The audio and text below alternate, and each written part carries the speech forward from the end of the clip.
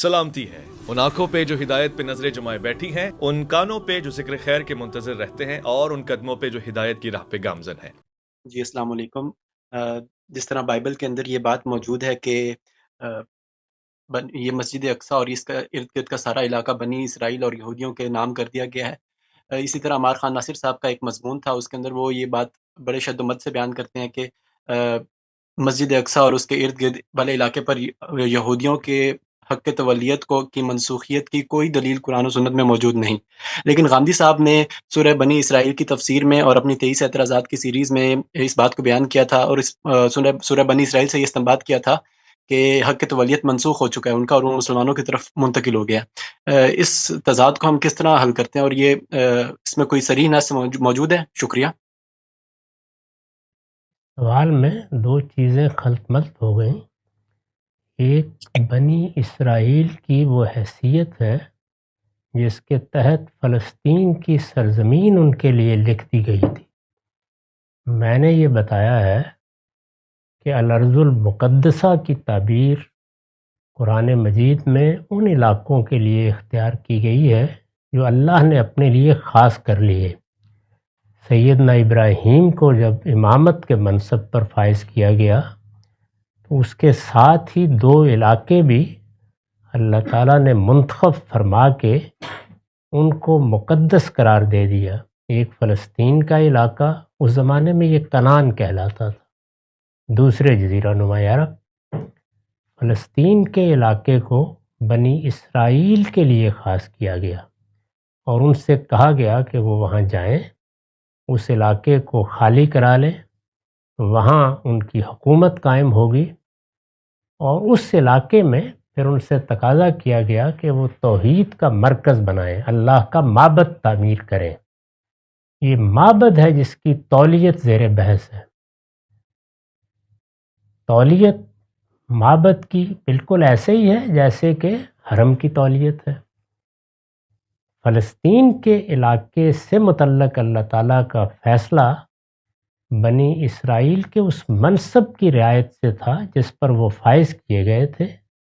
سیدنا مسیح کے انکار کے بعد وہ اس منصب سے معزول کر دیے گئے۔ چنانچہ اب فلسطین کے علاقے پر ان کا کوئی دینی حق نہیں ہے۔ قومی لحاظ سے، تاریخی لحاظ سے جو حقوق قائم ہوتے ہیں وہ زیر بحث نہیں ہیں۔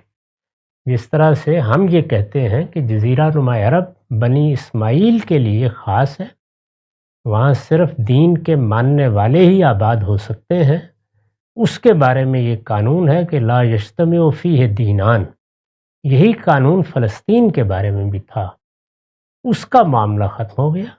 مسجد اقصیٰ کی تولیت مل گئی، رہ گئی، وہ زیر بحث ہی نہیں ہے۔ مسلمانوں نے کبھی اس کی تولیت لی ہی نہیں۔ فلسطین کو فتح کر لیا گیا، فلسطین مسلمانوں کی عملداری کا حصہ بن گیا۔ مسجد اقصیٰ جس جگہ بنائی گئی تھی، مسجد اقصیٰ کہیے، ہیکل سلیمانی کہیے، وہ معلوم ہے کہ ٹائٹس کے حملے کے نتیجے میں برباد کر دیا گیا تھا، وہاں کوئی عمارت نہیں تھی۔ اس وقت بھی وہ اصل میں ٹیمپل ماؤنٹ کہلاتا ہے، ایک کمپاؤنڈ ہے، ایک احاطہ ہے، کئی ایکڑوں پر مشتمل احاطہ ہے، جہاں کسی زمانے میں وہ معبد تھا۔ وہاں اب کوئی عمارت اس معبد کی موجود نہیں ہے۔ یہ جو عمارت ہمارے ہاں ہشت پہلو عمارت دکھائی جاتی ہے، یہ بنو امیہ کی بنائی ہوئی عمارت ہے۔